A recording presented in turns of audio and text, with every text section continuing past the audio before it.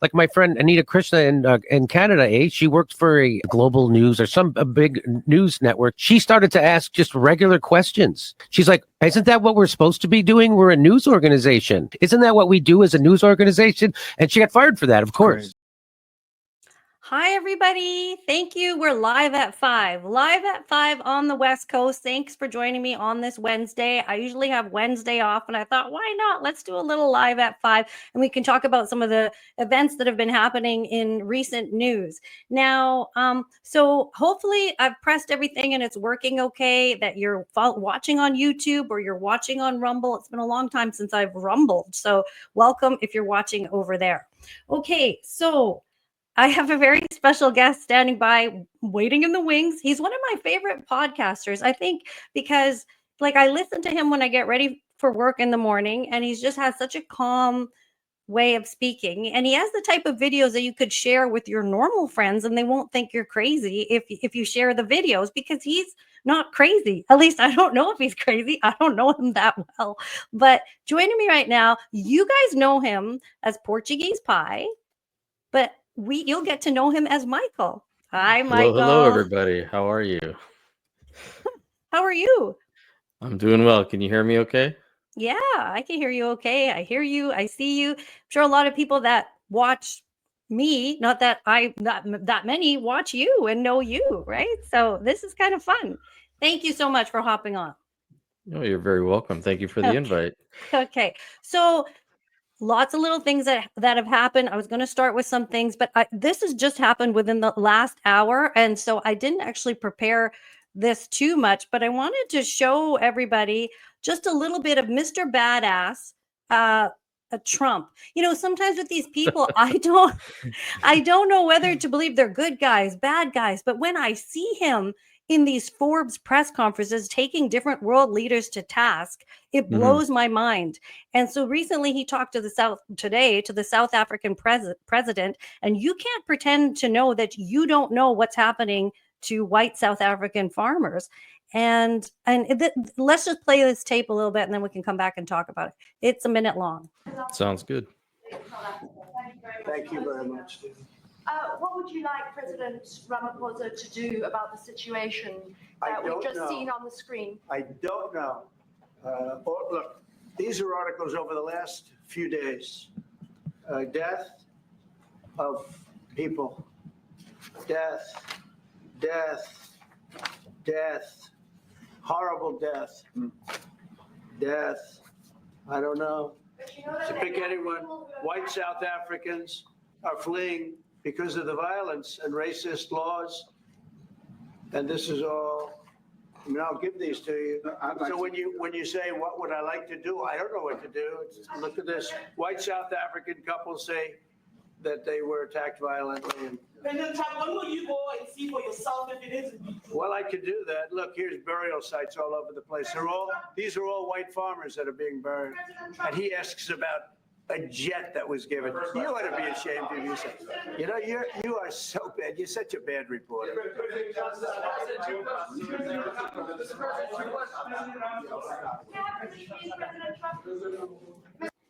Well, that's just a little snippet of what happened.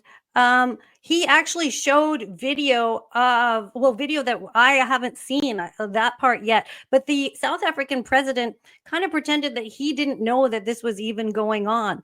This is pretty forthright. What do you think about this? Yeah, I actually hadn't seen this clip that you just showed. I actually saw the clip of him showing him the television for like 4 or 5 minutes of this video, and the president of South Africa was trying to make it sound like, well, it's not just the white folk, it's all the farmers that are getting killed or being attacked. I don't know if he was trying to downplay the whole situation, but he obviously was trying to kind of get off the topic in general. And this is just days after we heard that the U.S. accepted about 50, I think, or 55 white South Africans as like refugees. So it seems like it's a pretty serious situation that's happening over there, but they clearly didn't want to talk about it. No, he wanted to pretend that it didn't happen. But this is what I like about Trump, is that he exposes these things. Like he'll bring Zelensky in and then talk about it, right? Like, and so we see this sort of transparency.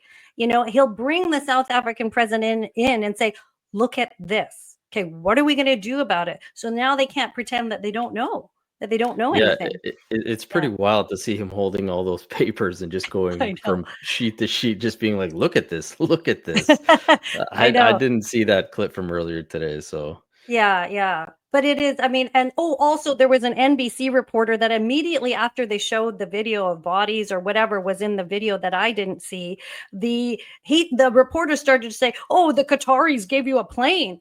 And then he's like, "How can you look at the video that I just saw and then you're asking me about the plane?" Did you see that part? it's And yeah, he yeah, yeah. ripped him a new one because you're awful, your network is terrible, you're fake news, all of you are. I just love that so Well, much. and there also has been already reports of CNN, New York Times, all of them kind of debunking what Trump has said. Kind of like Ugh, the whole grave thing that we're dealing with here in Canada, how they're trying to say, oh, these are marked grave for like not just white folk, it's for all the people. It's like you guys are missing the whole premise of what he's trying to get at here. People are yeah, dying for, you know, whatever political reasons they are, which shouldn't be happening, and it's just happening under this guy's nose, and he's pretending like he doesn't know about it. that's right. That's right. And the media is doing nothing to help tell the truth.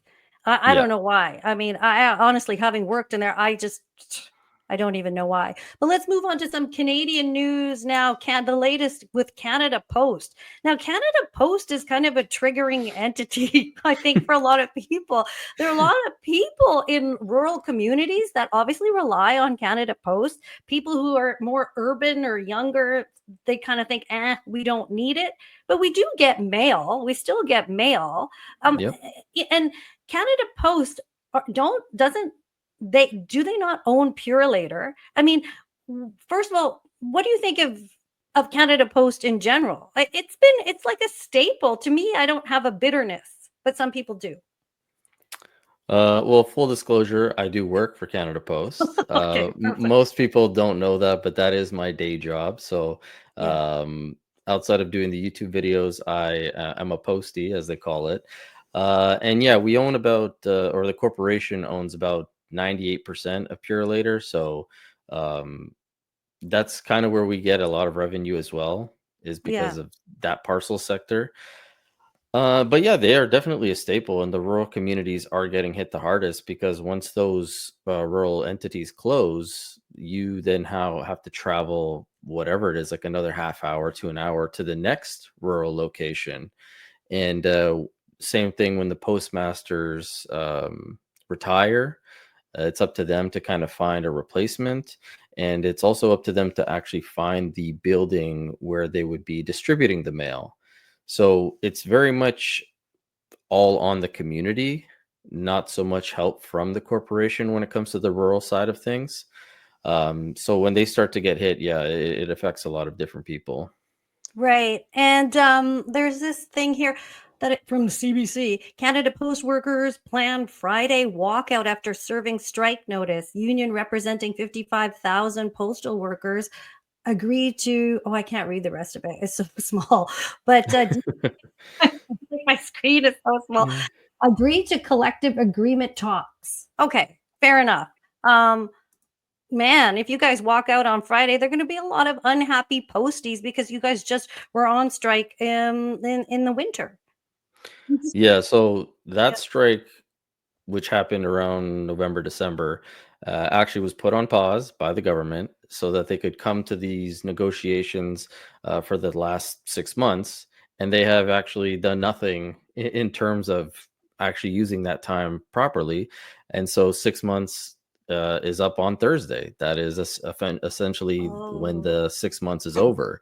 So that's why they're allowed to issue the strike notice. If it was up to a lot of us posties, we wouldn't be striking again, but we're not right. allowed to do another vote because we're going off of the previous vote, which was back in October, November of last year. So once we finally get kind of a new collective, they did give a new offer today. So we have to wait to see if our union will accept it. if they don't, then I guess the sad part is I'm actually finding out a lot of this information the same time a lot of the public is finding it out. So last night when I was watching Vashi on CTV and I saw the union rep there and I saw the corporate rep there, I didn't get any of that information from our actual work. I just saw it the same time that most people saw it when they were watching Vashi. So It's weird, right? we're kind of left in the dark, which is weird. Yeah. That is weird. Yeah. Well, I hope it comes to an end, and I hope they figure out what they're going to do with the future of Canada Post. I mean, it's not something that I want to see go away, because I don't think it can all be, it can't all be courier based and whatever, right? So I hope they figure it out. I hope they figure it out. Well, we'll keep our eye on it, because a lot of people do need it, and it's a good. Well, I don't know. It's just been around for so long. I would hate to see it go. They definitely do. Yeah. Well, they definitely do need to change their system. There's no doubt about that. They are still stuck in the whole world of they have the monopoly of delivery, and with letter mail dropping as much as it has, unfortunately, that's not the case. Right. They had Right. that professor, I forget his name, Lee Evans, I think it is, him talking about how they essentially might have to cut the workforce by like 60 to 70%, which is a huge drop. I don't know if they're going to drastically do that much, but there definitely needs to be something that needs to be changed. Right. Yeah. They got to look at the business model. Okay. Another thing that needs to be looked at is the budget. Are you shocked? How do you feel about the fact that the Liberal government is like, no budget. We're not going to bother. Like, forget it. Here they all campaigned on the Carney's the banker. He's the man to take on Trump. He's done none of that. So we know that that's all lip service. But how much of an impact, does not having a budget have to the rest of the world? Don't other investors look at what we're doing in Canada to decide whether they want to pour money in here? And if we can't put it on the books to be transparent about what we plan on doing, how do we expect anyone to invest in us? A, and B, does this shock you? I think what did you think when you heard this? Yeah, if I was a business owner, I definitely would be looking at this as a number one red flag. The fact that, they ran their whole platform on being the economic giants. Carney has his whole banking background, and Pierre was just some politician, yet they couldn't even put a budget, even if it is a small budget. Now, the time frame, sure, they were in the middle of an election, but that has nothing to do with us. As the Canadian people, that's not our problem. That's what the Liberals ended up doing. Trudeau, when he prorogued and resigned, the leadership race, all that stuff, that falls onto them. So that shouldn't obfuscate them from actually having to do their job, especially since they've been off, not actually working per se, for whatever it is since October of last year. Yeah. So a small budget, regardless if it's a mini budget or any sort of just, there has to be accountability. Yeah. And I don't know if you saw the video this morning. I had a small clip from what's his name? Lauren. Oh no. From the Toronto Sun, Lauren. Yes, I did see that. And he's talking about all the excessive spending that they did during the 37 days. Like that, all of that should be accounted for. Like those Pierre numbers said, boggle my mind when he says those things. I can't even comprehend that we're wasting that amount of money. Per day. And until per day, something in the trillions or billions. A trillion is a number I can't even conceive of. But if you have taken the money and you are wasting that much, then you don't get any more of my money. Like that's it. You don't give your kid more allowance if they've squandered it on candy when they were supposed 100%. To be buying something else. And that's what the government does with us. And they think we're so stupid that we can accept this. And they don't have any accountability because they seem to do whatever they want. Now, I have this clip of Jolie. I know she's not the Minister of Finance, but she said something so brain dead dumb here on this show. And I have another clip that's going to refute exactly what she says. She says the budget takes time. Let's watch. There is a view by Pierre Poilievre and others that this does send a signal to investors. You're not laying out what the plan is right now. The most that the Minister Champagne has said is there'll be a fiscal update in the fall. How do you justify this? I mean, I know that there's not a lot of time, but surely there is an opportunity to tell Canadians what the state of Canada's finances are. I think we need to make sure that Canadians understand what is, what's the state of the economy. I think there can be different formats to do that. Of course, this is a decision by the Minister of Finance, and I'll let him do his job. But I'm convinced that we can find ways to do that. But you don't think a budget is needed right now?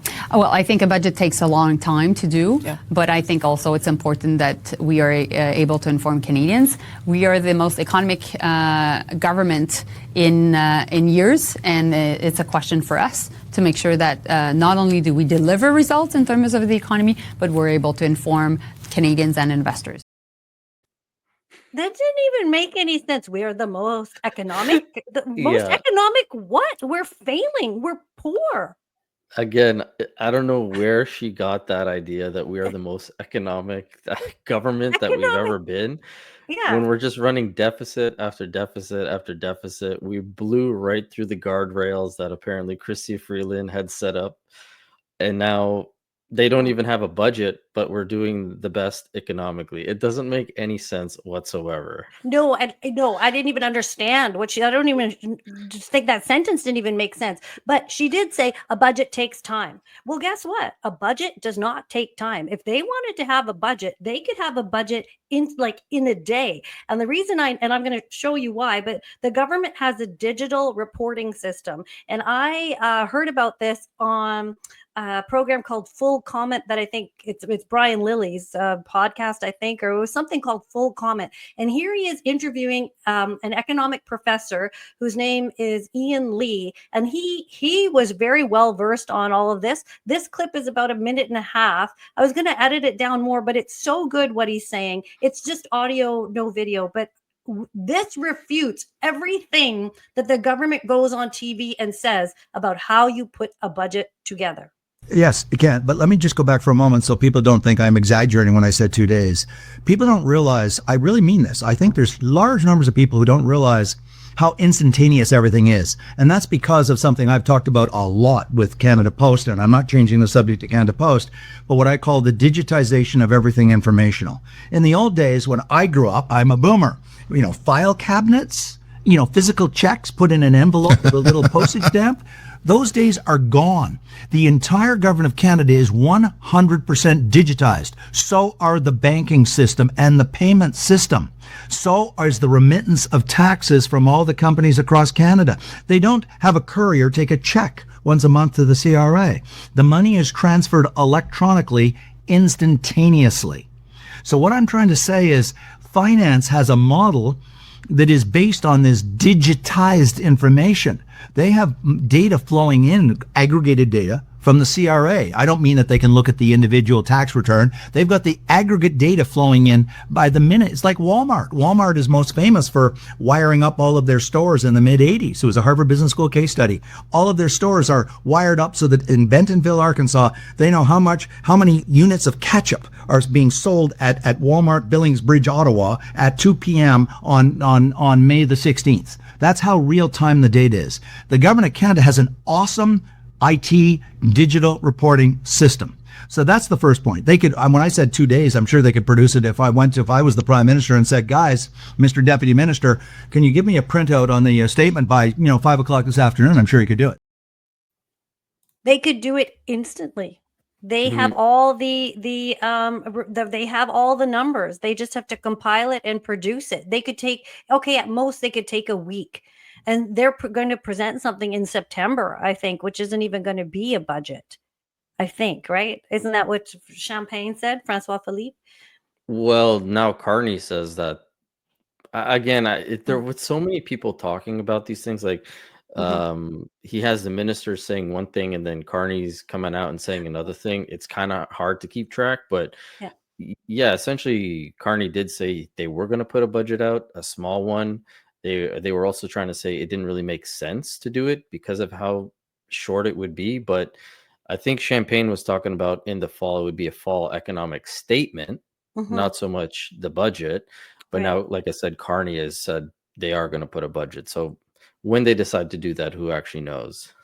They can just say whatever they want. Eh? Of They just course. yeah, Of they just course. can say whatever they want. But Okay. that's the guy Mhm. that I was talking about right there, Lee Oh, that's the Evans. guy. Yeah. Yeah, Yeah. yeah. He was the one saying the Canada Post needs to cut their, Yeah. pretty much trim the fat. But he's great. He's been on a lot of committees back when I was watching a lot of parliamentary committees. He's a very smart guy, yeah. Very smart with economics. Why doesn't Mhm. he work for the government? Or he used to, but he used to I think, work for the Privy Council. Also, he's very Mhm. experienced. And he's also not in favor of tariffs. I heard No. him say on that same thing because tariffs are stupid. I mean, they really are. We are taxing ourselves, with the tariffs on grocery prices and things like that. When we sit there and go, well, you're going to tariff us. Well, we're going to tariff you. And it all just ends up affecting the consumer anyway. But that's a whole other episode. Maybe I could get him on and he could That'd be a good explain idea. it. That'd be a Yeah, good episode. he Yeah. was really good. He was really good. Another thing that caught my attention in the last couple of days was, I don't know, like the US went and hired all these people. Like we implemented all, RFK, Kash Patel, Dan Bongino, Elon Musk was the head of Doge, and it was all so exciting. And there seems to be a little fizzle on the sizzle now. It's not the same, Pam Bondi we thought was gonna just come and slay everybody, but it's kind of not. It's kind of gone up and down. So we kind of now almost look at these people with a grain of salt. But I thought that what Kash Patel said about the border and fentanyl was very accurate, because that's what I've heard from my Mhm. digging into what's going on. We do not check all the trucks that come in through the border. You cannot possibly. It is so easy. I had an RCMP officer tell me that. He goes, we don't even have the manpower in place. It's so easy. We Was it Clinton? no, no, it wasn't Clinton. No, it wasn't Yeah, Clinton. no, it was a person, well, two people that come to my work, because I Oh, have okay. a job too, and I was asking them, and there were two RCMP officers, and one was a longshoreman who's saying we don't check. You cannot possibly check Mhm. every nook and cranny of every single container that comes in. And so you want a drug run through here. We're so easy. And even if you get caught, the police tell me that your sentence is not going to be like a US sentence. Like Mm. you get busted in the States, bye-bye. You get busted here, well, you'll probably be out. Yeah. Yeah. With our system, it wouldn't be a problem. It wouldn't But be a that's problem. why Pierre keeps talking about putting all those scanners at the ports and everything, so Yeah. that they have a little bit more ability to check all these containers, because there's so many that are coming in and out of these ports. They don't have the manpower to check them all. Well, remember, yeah, that's totally right. They don't, even the longshoreman was telling me that they have some scanners and the scanners work, but they don't have enough. They obviously Mhm. need more. And remember, this guy, I've got a picture of in my computer. This is our drug czar, I right? know. I was just about to say, what happened to this guy, this so-called fentanyl czar? We heard about him last year or whatever it was earlier this year. They implemented him, and this guy's just vanished. I have yet to hear anything from him. I It's know, as if nothing. fentanyl is no longer a thing because he hasn't been around. I don't know. Okay, well, he should be fired. Okay, Yes. you have Yes. not done your job. Like, how is it that I got fired for trying to get Global to do their job and these people can have jobs? I don't know, them in the wrong job. But that guy, what? You see Tom Homan in the US doing all the press and just telling it like it is. This guy Mhm. is hiding in a closet, scared or something. He looked scared the one or two times I saw him, like on TV, where he was like, Yeah, oh, he's a former RCMP as well, I believe. I think so. I think Yeah. So he got promoted to this fentanyl czar thing, but then Carney and the liberals started going on and on about how fentanyl isn't the actual problem at our borders. Trump is just using this so that he can crush us and take over us. And they started all those scare tactics. And then the fentanyl czar just disappeared again. I don't know where this guy's been for the past few months. Oh, it's pathetic. But here's what Kash Patel had to say on this. Tell me whether or not you agree. In the first 2-3 months that we've been in the seat under Donald Trump's administration, he has sealed the border. He has stopped border crossings. So where's all the fentanyl coming from still? Where's the trafficking coming from still?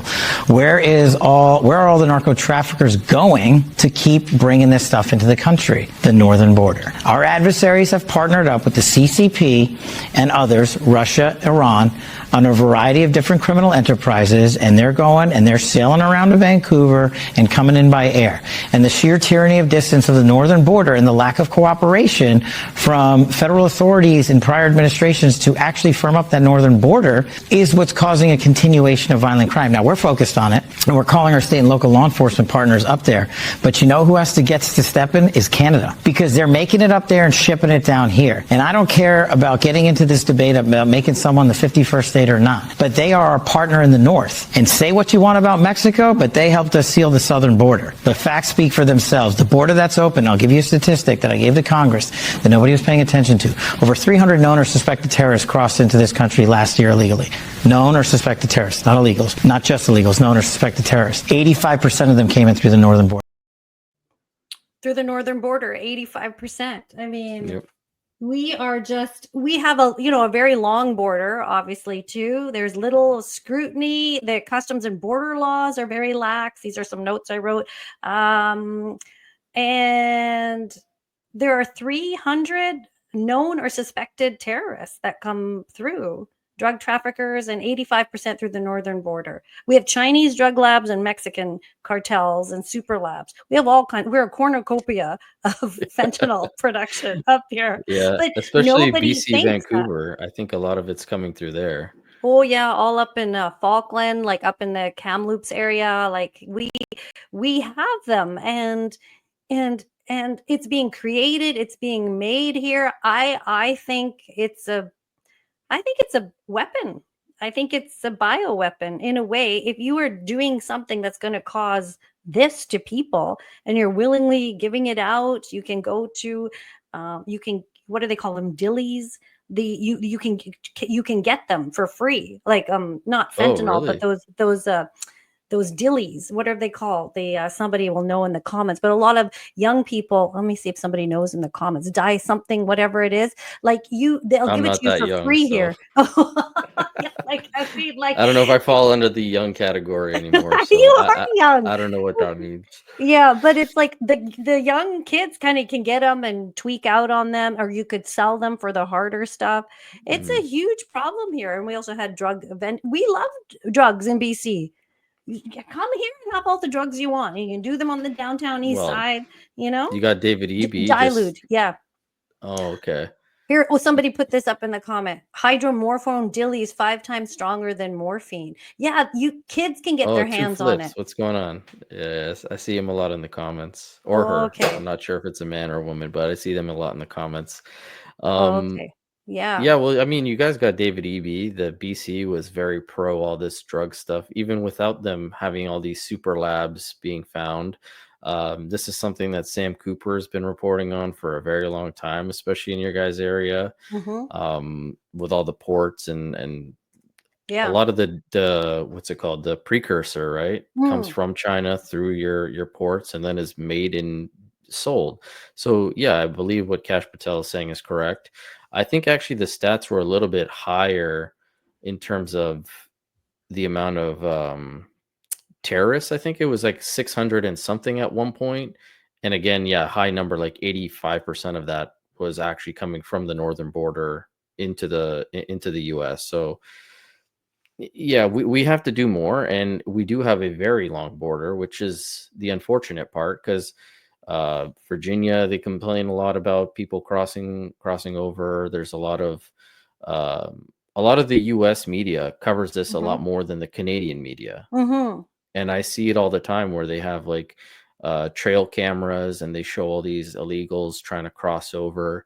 Last year, they announced a lot of these Indian students or whatever, when they were coming in through these fake schools, they would come here, immediately cancel their what's it called, like their work visa or the student visas or Yes, yes, their courses, I guess. They would oh. apply for a school, get to Canada, say that they were about to attend their school, cancel it, and then immediately go down and cross the border so that they were in the US. So there's a lot of nonsense going through our borders, and we don't do anything to protect it. Oh my gosh, I think Canada is going to become, I think, like a testing ground as a country for how to control something and run something into the ground. Like, you know how Ukraine is like I don't even know what you're allowed to talk about on YouTube anymore, but you know how it's almost like a playground. I feel like they're going to shape our country into this testing ground for some sort of domination that we don't want unless Canadians get tough. The Canadians show that they were so terrified of Donald Trump that they went and voted for this ding dong Carney, who they actually, you think he gave up everything to come in here and make a $400,000 prime minister salary because he loves us? Come on. I think everybody on here watching knows and agrees that, but it's all my friends that just they just don't get that, like the normal friends. Also, one other thing I was going to say, I did an interview on David Creighton's show, and I'm just thinking of this. I just totally talked openly about jabs and things, and I talked about I talked about why is it that Moose on the Loose always says Joffrey? He doesn't say, you know what I'm He talking doesn't say, yeah. It's because of the language. There's certain words or certain terms that you can't use, because you get flagged immediately. Like whether it's YouTube's AI or just the algorithm itself, it will start to suppress. I get a lot of comments where people say, their comments are automatically getting deleted on my videos. I don't delete I don't delete comments. I don't delete if you post a link or anything like that. I'm very much of the mindset I want to talk to people, especially if they have a difference of opinion. And if they say something I don't like, I want to get into that and see what it is, like where they're coming from.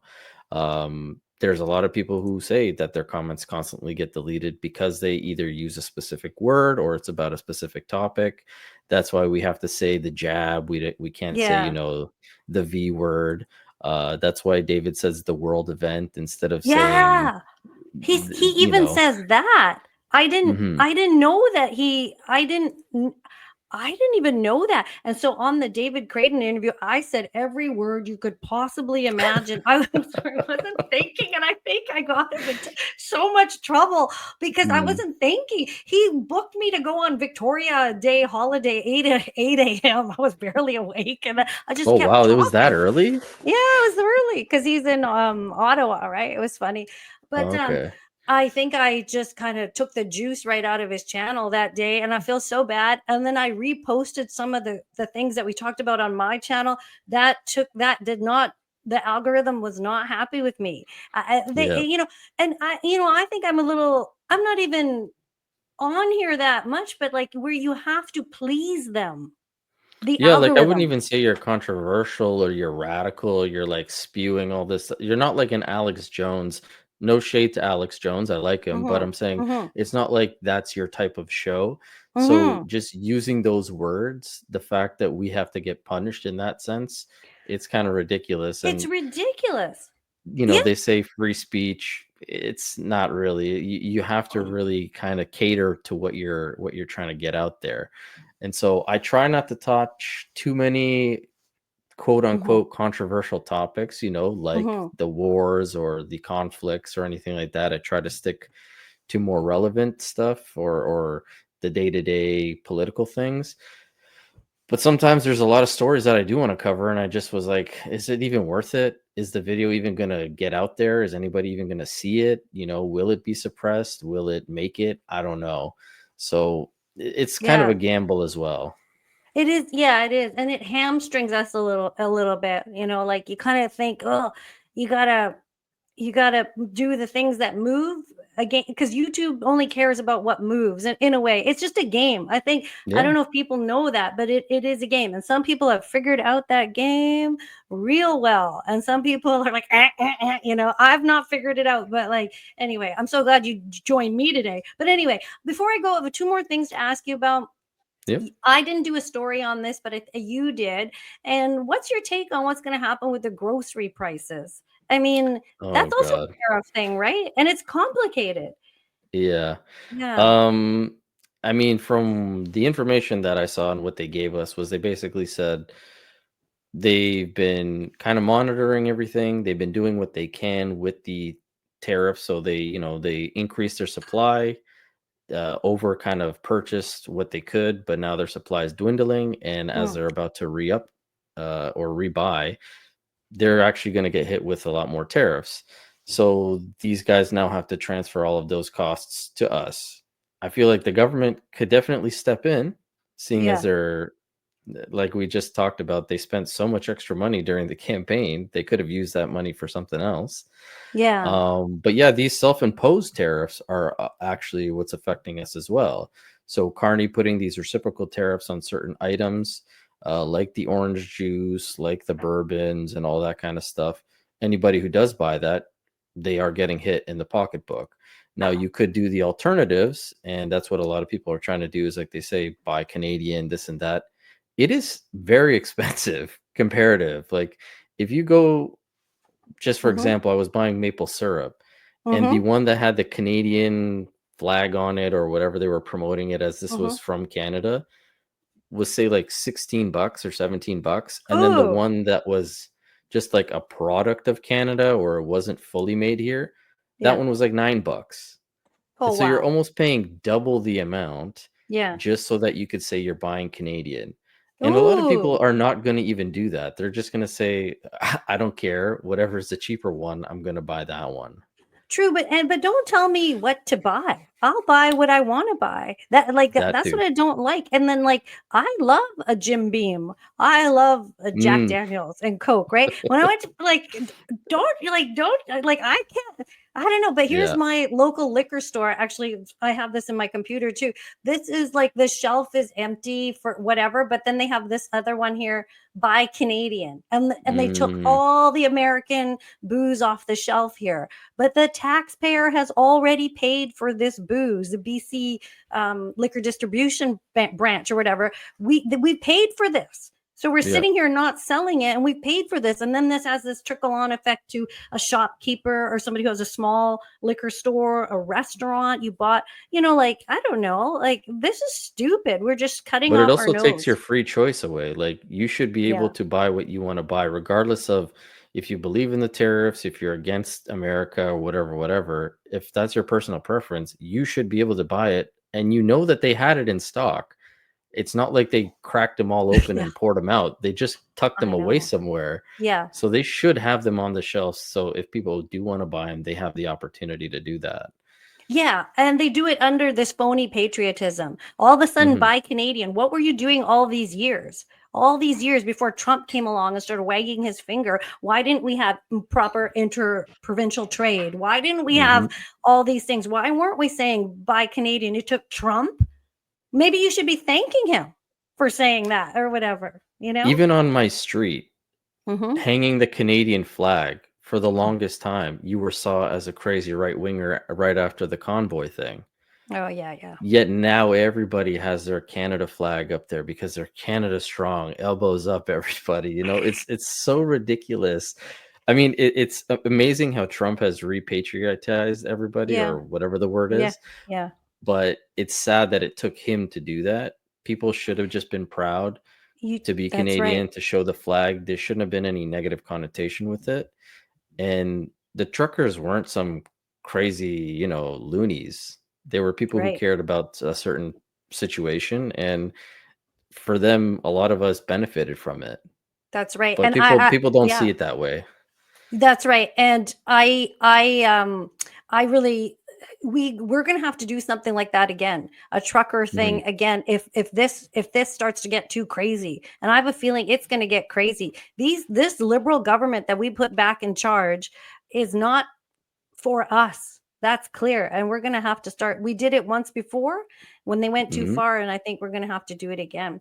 But speaking of elbows up, now I have not seen this thing in its entirety, but this, Jann Arden. Now Oh. I mean, I might just play this in a second, but she was a singer, in case anybody doesn't know. I think she was in the 90s or early 2000. She had a big, huge hit song called Insensitive. Which is a slow ballad, whatever. So she's put out this video. I've not seen the whole thing. I think this is a minute long. So let me unmute this and let's Now, watch. Your I fellows. will say she has Yeah. great music. I do like her catalog of songs. Which And one? she's got so many. But yeah, She, Insensitive is yeah, definitely her biggest it the was her biggest big hit. hit. And then I can't remember what else she did. I know she had a few songs. What's another one? I'm not very Can't good think. with names, but she Oh, definitely okay. had She did have um some. Yeah. Will And You Remember Me? I think Good uh-huh. Mother. Okay. You Don't Know Me.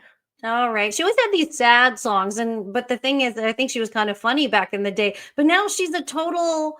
Oh my gosh! Like I didn't watch the whole thing, so let's see what she says. I mean, she's Mrs. Elbows Up, I think. Mhm. Hey, Alberta. Hey, you bunch of fucking separatist Sorry. wackos. I didn't know How you she doing? swore. Feeling good about yourself? You're an Neither did I. embarrassment to this country. Everything you have, everything that you have enjoyed, cherished, and benefited from comes from being part of one of the greatest countries on the planet. You guys have your heads so far up your asses Ooh. that you obviously can't see what pricks you are. The way you are treating Indigenous people, the way you are treating What? your fellow citizens, your fellow Canadians. You guys are a bunch of creepy little pricks. Alberta will never separate from Canada. It's never going to happen because people like me are going to stand up, throw their shoulders back, and keep fucking yelling. Ooh, girl. And keep standing up for what I know is right. And what you guys are doing is... Oh, you're so tough, Jan. Yeah, Too where bad. were you during Yeah. everything else that happened in Canada? That's right. Like whatever. She's all like, she doesn't understand that just shows you she doesn't get it.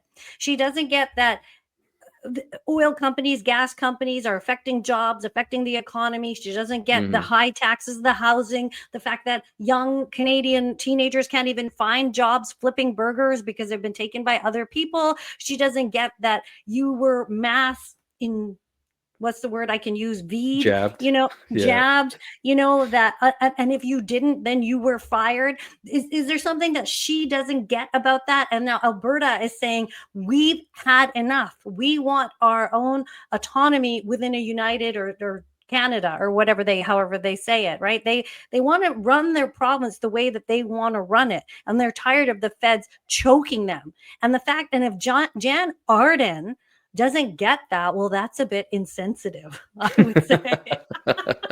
I like what you did there. Yeah, well, this is exactly what you're talking about. Our other trucker moment. Yeah, It's going to yeah. be Alberta. If Yeah. this whole thing continues with the Liberals and them not actually, taking off the energy cap or putting pipelines or anything like that, this separatist thing might actually have some legs to stand. Now, me personally, I don't know how much support they are because I don't really think they have a full-time leader of this whole movement. I know there's different people who have talked about it and are very pro it, but I don't think they have a solid figurehead Right. trying to leading the charge. That doesn't mean that they can't within the next, whatever it is, few months or a month and a bit. But these people are she's going to be in her gated community and not care about she has no care in the world. This lady's made her money. She's good. She's just virtue signaling for the rest of the folks out there that vote the way she does, But I think she kind of believes it. She she believes what she's saying because she's so mad. Like this, I think she thinks it, and she thinks I'm going to stand up and I'm going to say something to these awful separatists. Well, when I never heard her say anything about Quebec. They wanted to separate a long time. Why don't you write a 100%. song about that? I don't hear her writing about that. I think she could have done that back then. This woman, yeah. This woman, and how rich can she be? She's Canadian. I don't know. I don't think she ever made it big in the States, but maybe because once that song gets played on the radio in the States, you'll get the royalties, you know? Well, she ain't no Nickelback. I think she has a little bit more standing than them. So yeah, Nickelback. Yeah. Even they're rich, but yeah, that's true. Well, Mr. Pie, Michael, thank you so much for joining me on this stream. You're very welcome. I appreciate the invite. Thank you so much. Did you have fun? I did. I look forward to the next one that we. I do too. If you all have me again, this will be awesome. I will have you again because actually, because I didn't even advertise it that much. I'm quite impressed. There are 172 people watching right now. I mean, Well, hello everybody. And look, I am no pleb, right? One time I found pleb at the Pierre rally, and then he goes, "Okay, let's talk to the chat. How many people are watching?" And I was like, 88 people. And he's like, "Oh." He goes, not many people know I'm on the stream right now. That was really funny.